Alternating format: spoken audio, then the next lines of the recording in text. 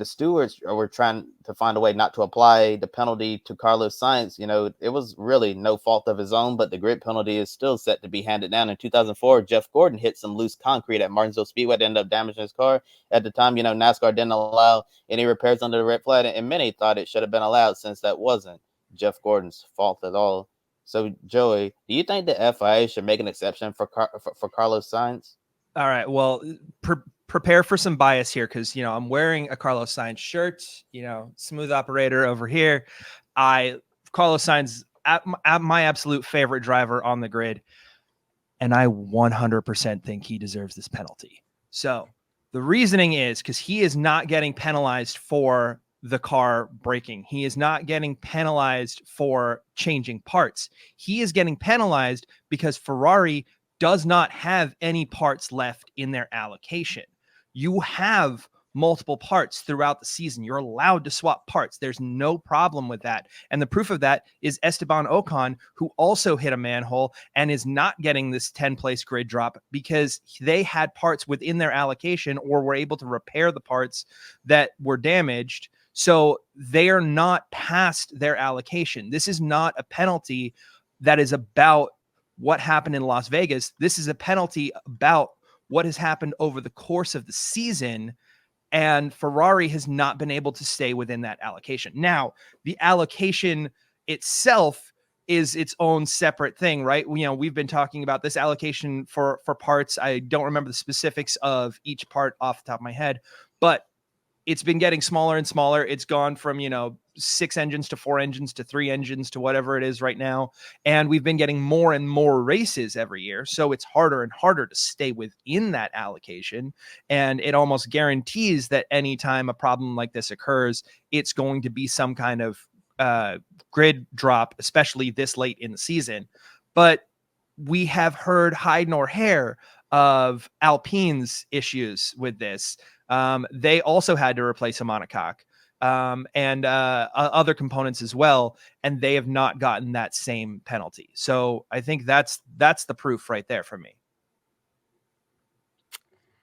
I sort of disagree a little bit on this. I understand what you're saying with the allocations and all of that. And obviously when you bring Esteban Ocon into the mix, he's obviously not being penalized because he doesn't have a problem with the allocations. But considering that it is the second last race of the season and that it's because of something that was out of Carlos Sainz's control or Ferrari's control, I personally feel like they should have found a way to make an exception in this case.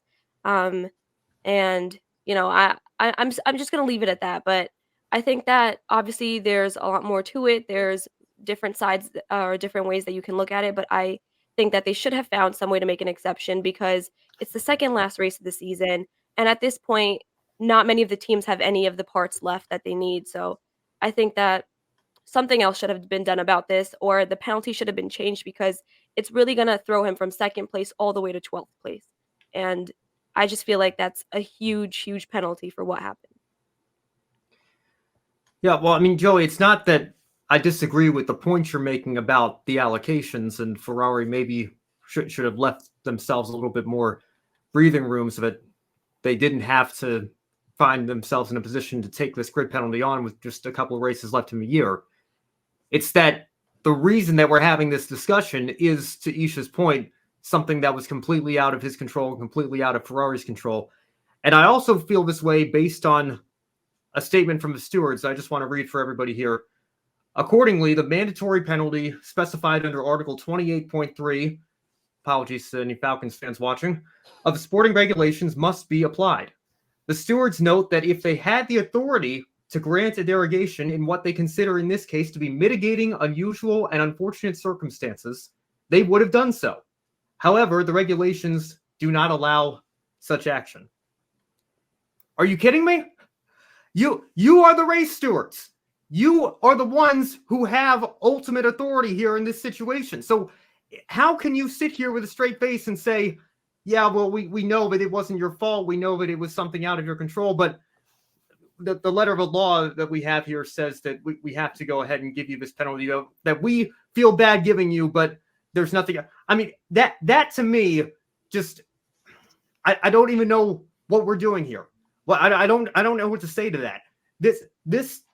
this is a situation that, as we talked about at the beginning of this show, is something that should have been caught in track inspection. It's not Carlos Sainz's fault. It could have happened to anybody that happened to go over that manhole at that time and got it loose and caused a $1 million repair bill to that Ferrari and caused them to miss practice time. And now to add insult to injury, they're getting a 10-place grid penalty on top of it. I get what you're saying about the allocations, but I just feel like that's very, very harsh to say the least. And they probably should have found a way to say, hey, this is an extreme circumstance.